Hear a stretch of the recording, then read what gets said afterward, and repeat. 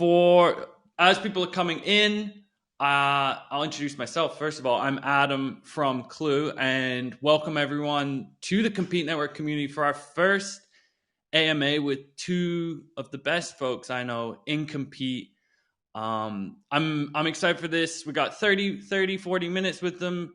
Any questions you have, drop them in the chat at any point during the call today. We've got a ton of questions to get to as well. So we've got almost 50 right now. So I'm going to be picking which ones are my favorite, but we have a lot to get to. Also, before we jump in here, a couple of housekeeping notes. Yes, this will be recorded. It will be up on our podcast feed. Laura, you can drop that podcast link into the chat here. It'll be on the podcast feed. It'll be on YouTube. Ben will do his stellar recaps as usual for it, and that will all be over for you tomorrow. So if folks aren't able to be here for the full 45, that's all good. We will send the links over to you tomorrow. Also, if you haven't heard yet as well, we have Clue's annual flagship event, the Compete Week, coming up as well, November 8th and 9th. If you haven't checked it out yet, go to, look at that, Laura's ahead of the game here. Drop in the Compete Week link as well. We've got 2 days featuring some of the best in Compete. We've got some top revenue leaders, CMOs, CROs, all on the topic of competing in the market today. Personal favorites, well, I don't have favorites, but there's a couple great sessions coming in, specifically around HubSpot or building battle cards across every stage of the deal cycle. I was chatting with their team and seeing a couple of the things they're doing.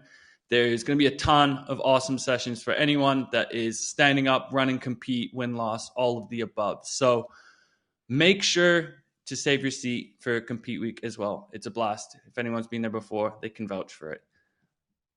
With that all said, you don't want to have me here gabbing for minutes on end. Let's introduce the two folks that you actually came to hear from. First of all, we've got Gal Toren, the CI team lead at JFrog, coming in all the way from Israel, 8 p.m. Gal, thank you for making the time today. Thank you. Thank you for having me. It's great to be here, even in the evening. I love it. And we also have Dylan D'Urso, the CI manager over at Autodesk. Dylan, thank you for joining as well. Thanks, Adam. Glad to be here and excited to join you all for a quick little lunch break discussion. A little lunch break discussion. All right, so let's waste no time here. We've got, like I mentioned, as folks are trickling in here, we've got about 50 questions to choose from. So my very formal tiering list of which questions are best, depending on what I feel like this morning. We're going to go right into it. The first question, and Dylan, I'll toss this one over to you, is one that's common with folks, especially starting off in Compete, is how do I get updated competitive intel from the field? We have our assets like battle cards, but they're not helpful if they're not updated with the most accurate information. So how do you keep that connection and remind teams in the field to pass along anything and everything that they're hearing? Yeah, so there's a lot of ways to kind of address this, but I think it's important to call out, there's no magic bullet. But I would say it all starts on just asking. You have to put yourself out there and encourage people in the field, the salespeople, the customer success teams, everyone. You have to ask them to contribute. But I think part of that ties into once you ask them and kind of get their engagement, you also have to demonstrate why they should be sharing that information with you. And part of that might be showing them, like, look, you guys gave me this information. Here's what I did with it, and then showing them what you did with it. The other thing that I really like to do is applaud people and reward them. So some companies have internal reward systems, or it can be as simple as just tagging someone in a Slack post or tagging someone in an Intel Digest and giving credit where it's due for people that shared information with you. I think that that creates a snowball effect that is really effective at getting others to want to participate as well. A lot of the times people's managers are going to see that they're being called out as participating, and it just makes everyone look good in the end. Yeah, I fully Don't know if you agree. want to pass the gal there. Absolutely. Yeah, I fully agree with everything Dylan said, basically. Specifically, the rewarding of people.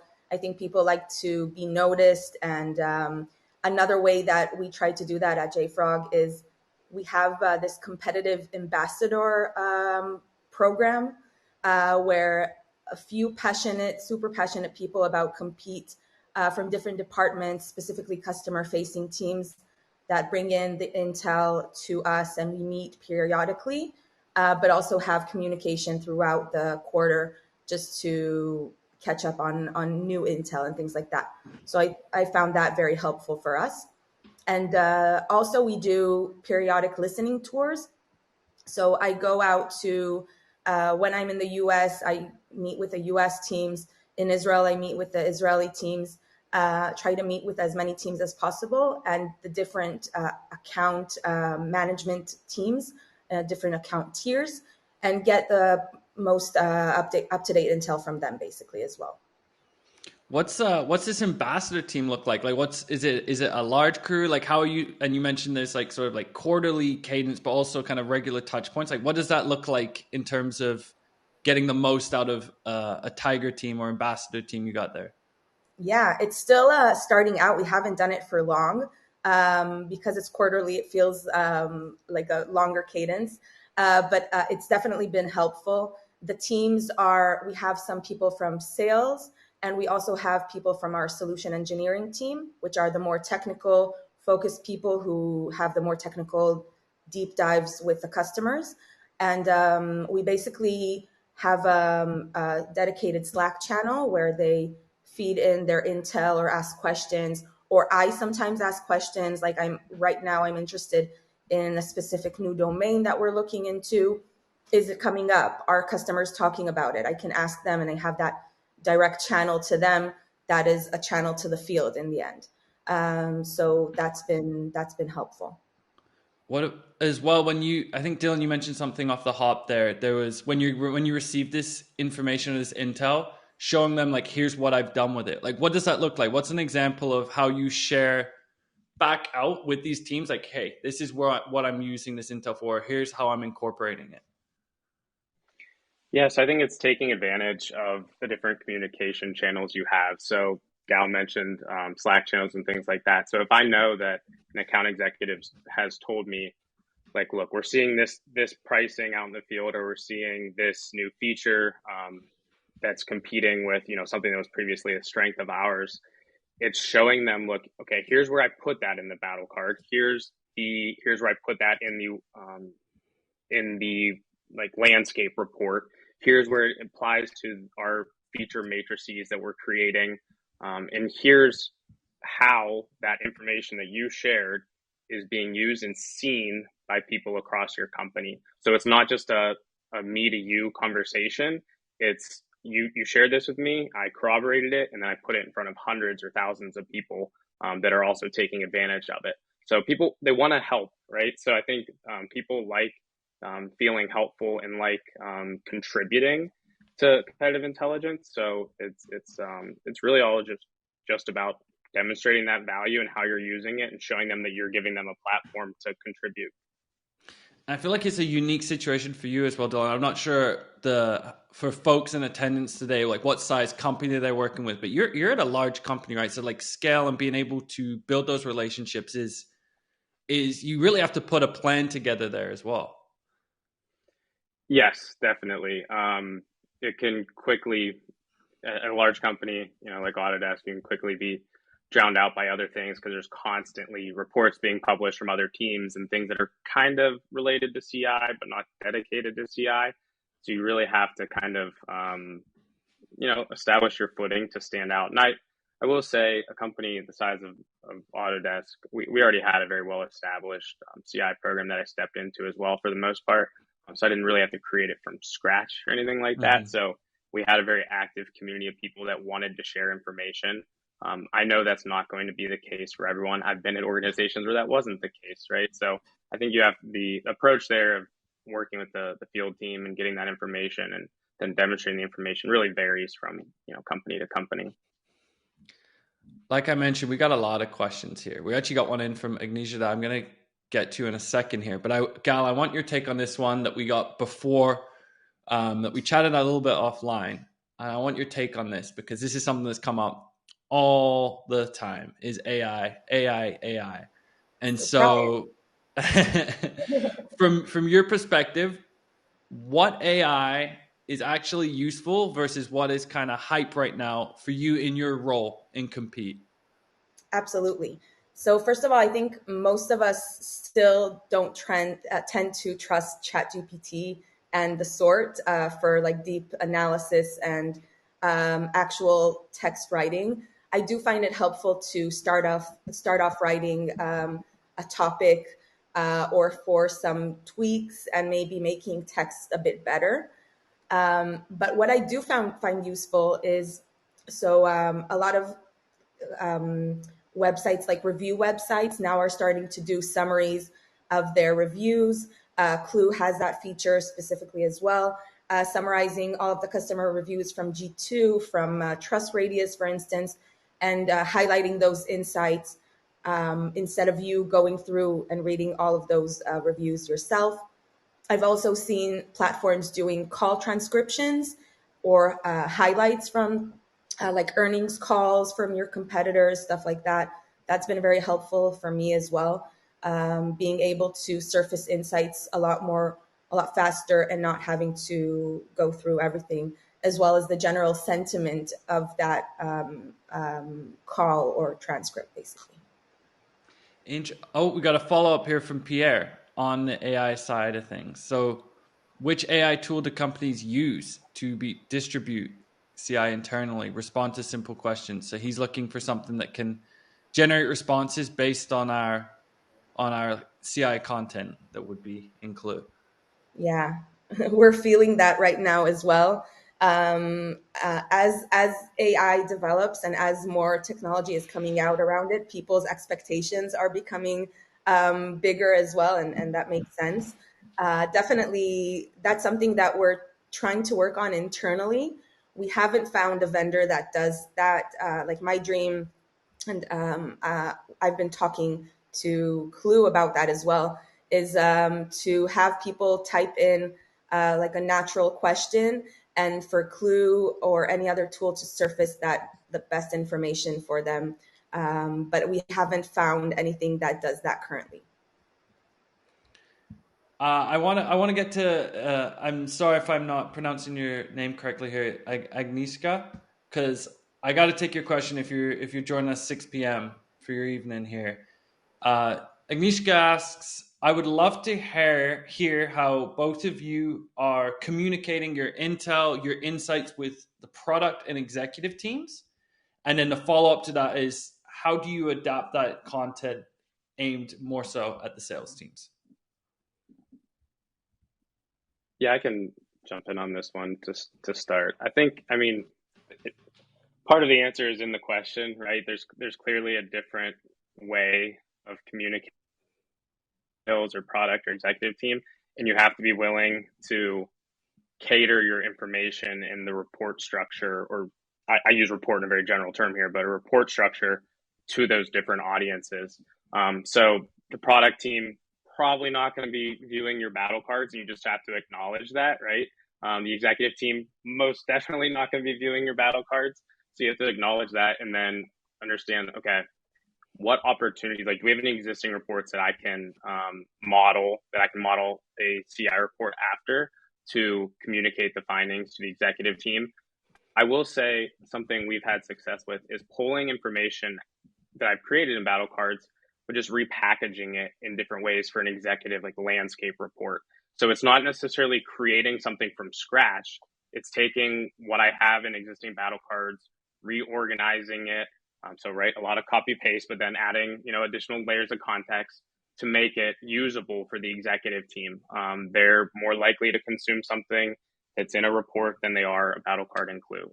The product team, massive consumers of win loss, right? So if you can understand how, like, push your win loss reports to them and just acknowledge, like, my when I engage with product, I'm going to focus on these reports. I'm not going to focus on, these resources that I've created for sales.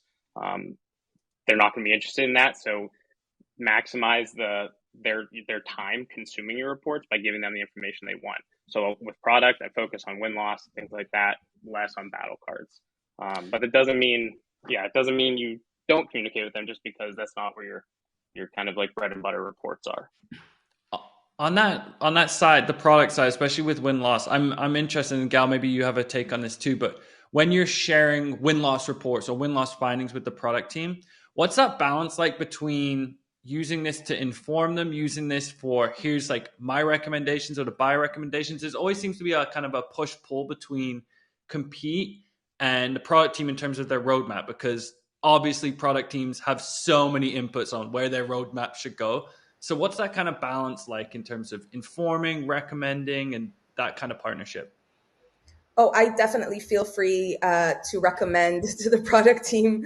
I think that's because I've also been at JFrog for 4 years, so that's been quite a time, and I'm a trusted partner at this point. But if I wasn't in that situation, I would probably find the balance in. I understand it's a tough. They do have a lot of inputs, and they do have a lot of things to consider. So definitely just maybe have meetings with them. Start out with having a meeting to present that win-loss, and then have a discussion instead of actually bringing recommendations, and just show them the customer what we do that might be helpful in this situation is that we combine qualitative and quantitative analysis in our win-loss. So bringing out customer quotes from calls, recorded calls, and showing them exactly what the customer said, that has a lot of impact, showing them the pain the customer is feeling. And then you can get their attention and maybe get your recommendations in there as well. Let's go down the win-loss rabbit hole here for a bit now, because we got a ton of questions, and I know both of you are both very passionate about the win-loss side of things. So first of all, how do you get execs engaged with your win-loss memos? So I think there's kind of two pieces to this question, if I'm reading between the tea leaves, through the tea leaves, whatever that saying is. There's like sort of maybe the format, the structure of how you get them engaged, but then also what are some of the things you're doing from maybe like soft skills in terms of getting time on their calendar, making sure this stuff is sticky, making sure there's actions taken from it too. So Dylan, I'll toss this one over to you with about 3 open-ended questions to answer. Yeah, so I think this all actually starts prior to even beginning kind of the report structure, the report compilation. In my opinion, you get executives involved by involving them when you're scoping the project to begin with. So if your win-loss research or your churn research or whatever is focusing on priority questions directly from those executives, they're going to be much more likely to want to read that report or attend that presentation that they know is answering the questions they had to begin with. But if you're not involving the executive team in the scoping of the project, you're hurting your odds of them even consuming it, of them wanting and looking forward to reading that report or watching that presentation. Now, this doesn't necessarily mean I have to be sitting down with our CEO or the head of, your business unit to ask them questions one-to-one. It could be, someone 1 level below them or 2 levels below them that regularly interacts with those executives and knows and has insight into what their highest priority questions are and the questions they need answers to in order to kind of do more strategic planning or operational planning. So I would argue that it starts even before your report is done and packaged. The other thing I would say, what I found is every organization, for the most part, tends to have their own standing meetings, and whether that's monthly or whether that's quarterly. And most of the time that includes space or encourages space for guest speakers. So you have to be comfortable asking to take up that space and be a guest speaker in those settings. Most of the time people are going to say yes at least once, right? So you kind of got to nail it that first time. But that's a massive opportunity to get in front of an executive, but also, some of their senior reports as well, or just their entire organization. And that again, once you've succeeded in that one time, they're going to invite you back in the future next time you have a report published. So yeah, that's where it starts for me. Has your experience been similar, Gal? Absolutely. I second everything Dylan just said. We actually do periodic meetings that are targeted at a specific competitor in which we just have a cross-functional discussion about one competitor. And that includes our executive team. So we have a combination of people from different, someone from marketing, someone from sales, someone from product, R&D, a combination, but also the executive team. And then that's an opportunity to bring the win-loss status against that specific competitor, or a broader win-loss status to them, and get everyone's attention. So that's something that we do. And those types of meetings help, or usually we get a lot of action items to do after them. And then there's a lot of action and a lot of activity following them to compete better across the company. I know. Oh, sorry, go on, Add Dylan. one additional thing. So I think, Yeah, for sure. I'm trying to cater a response to everyone, different size companies and things like that. So if you're in a company where you the idea of you sitting down with an executive or one of their senior reports is just unheard of, I would be willing to bet that most people are at least going to have access to some type of annual planning document that expresses the company's goals or the business unit's goals. And you can use those types of resources to build in and incorporate those questions and those key goals and objectives into your win-loss research and that individual scope of that particular win-loss project. So that might not be straight from the mouth of an executive, but it's probably coming from the brain of an executive in some way or form. So you're kind of mirroring, or using their inputs to kind of drive the win-loss research, which will ultimately feed back the insights, kind of the information answers you receive are to those questions, those objectives, those priorities that senior leadership are prioritizing. We've got a good question here for Samantha. I'm going to jump into one more win-loss question, and I'm going to circle back to Samantha because there's a bit of a pivot, which I love. Also, I see there's a couple of our resident double checkers in here. Robin specifically is who I see.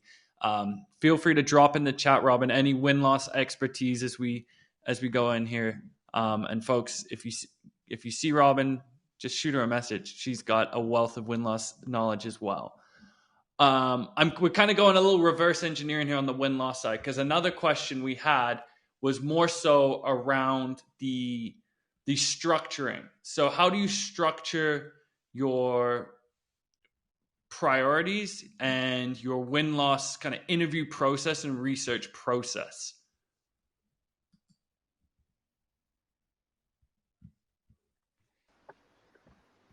That's a good question. Gal, do you want to start with that one? Yeah. Can you repeat the question, Adam? How do you here? I got so many here. There's a mixture of them, but how do you set up your priorities and then your win-loss kind of interview or research process? Some folks are also mentioning in here sort of like a template for win-loss. How do I do something that's replicable? Any good suggestions? Yeah. I have to admit that we're still starting out our win-loss interview process. We're mostly relying right now on recorded sales calls, basically, for that qualitative analysis. We do want to start doing more interviews. And one of the things that we're doing right now is trying to hone in, instead of just going out to customers and asking them, why did we lose this deal? We're going to go backwards or in a reverse way and try to find out where we're losing and to who. And then from that, start to hone down on that area, or hone down on a more specific category, instead of trying to go out in all directions, if that makes sense. So what we're doing right now is interviewing our sales teams, going to the different teams, some in EMEA, some in APAC, some in the US, and basically getting input from them. Who do they feel that like they're losing to? Who do they feel comes up more? And then we'll try to validate that with interviews and with the quantitative analysis. Dylan, it sounds like it's this, and you mentioned it on the previous question. Maybe it's the better question is these learning objectives. This, like, how do you establish that side of doing win-loss? Because you mentioned in the other bit is like you need to set this up before you even think about delivering content to your execs and product teams.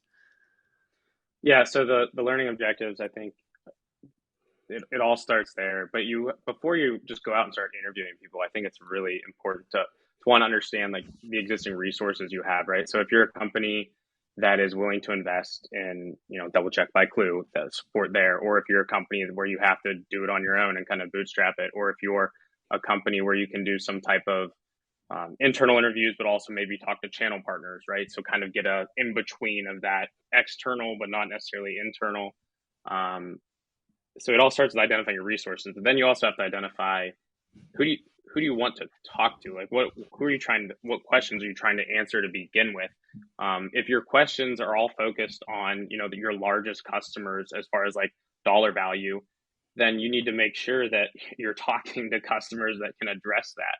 I think sometimes when we run, with a closed loss or closed won report in Salesforce, we kind of just look at all this data and we're like, oh, we want to talk to all these people. But then once you start getting some of those interview recordings, or you start to see those interview results, and you're like, oh, this is great, but this is not what the goal of our entire project was going after.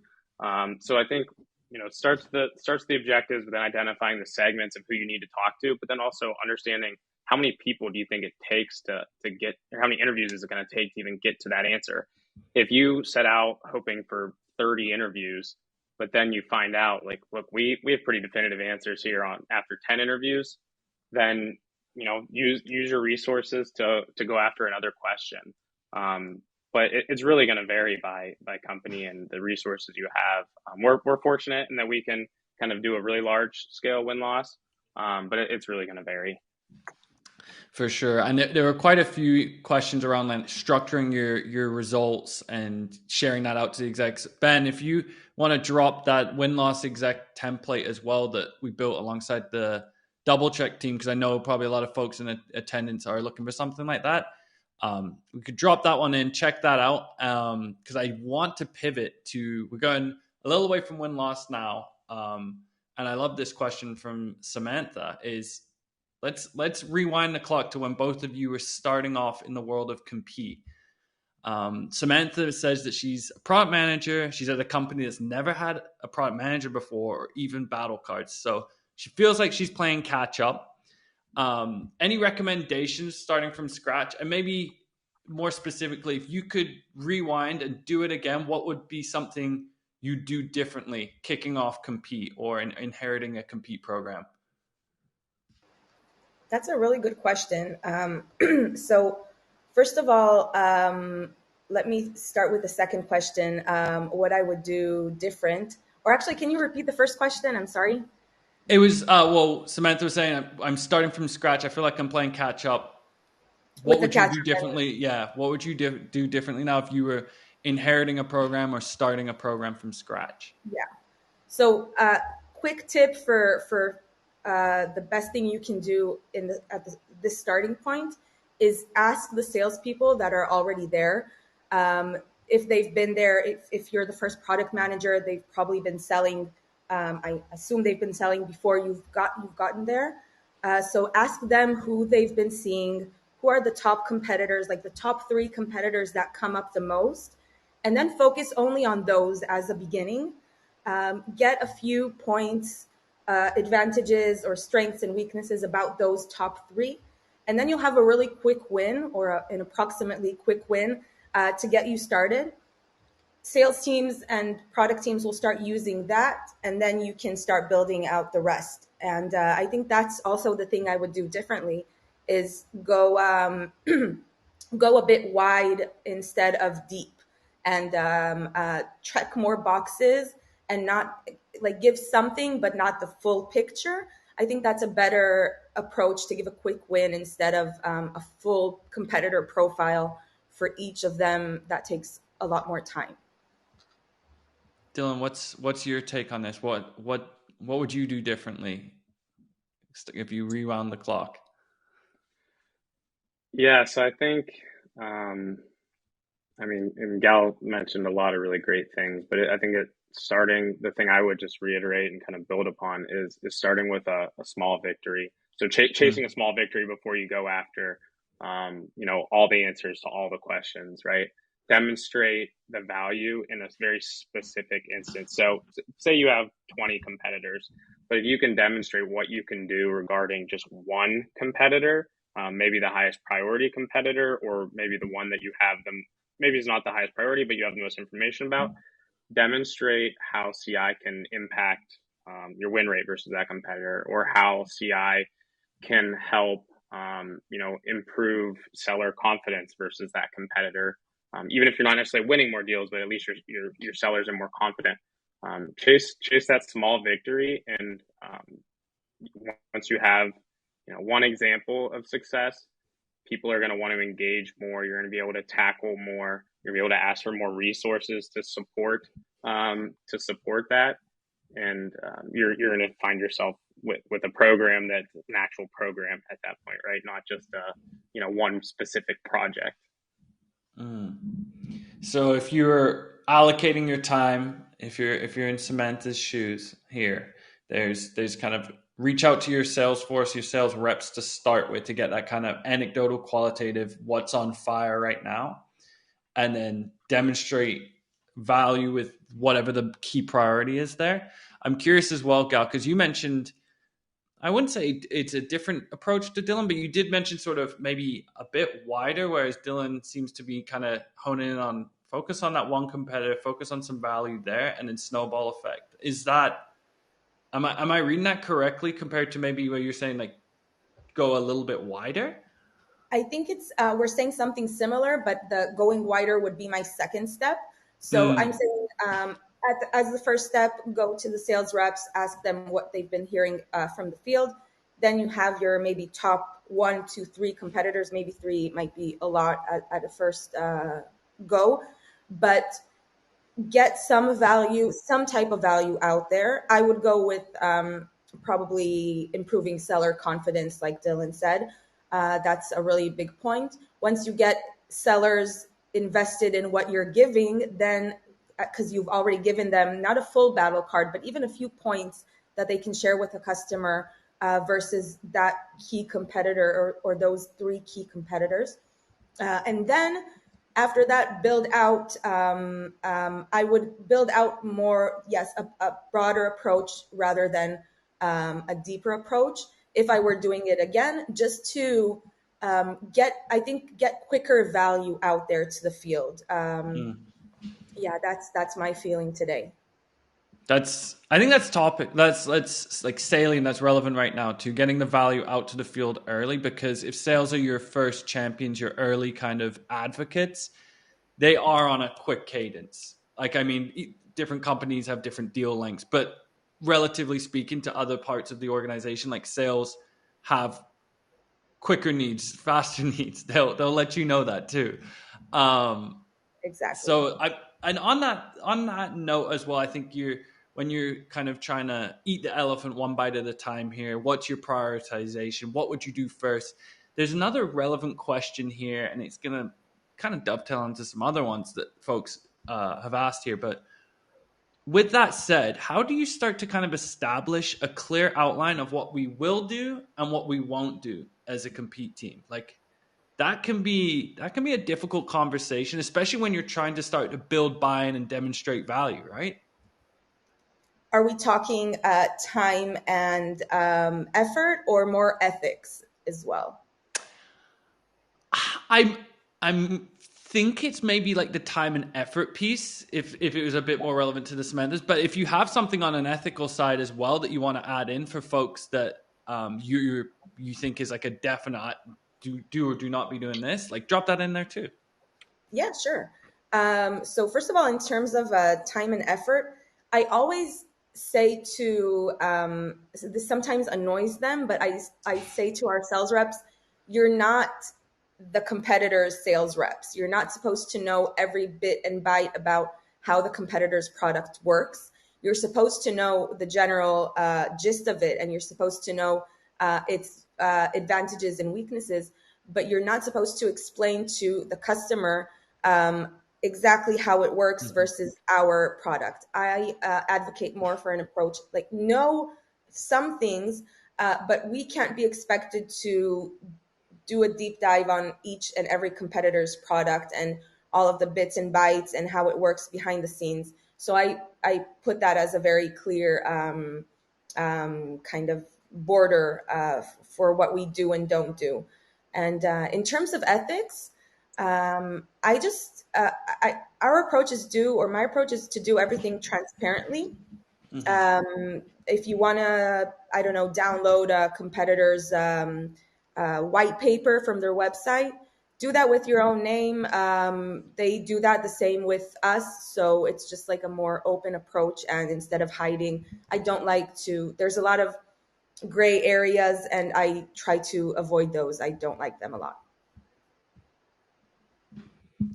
Dylan, what about yourself?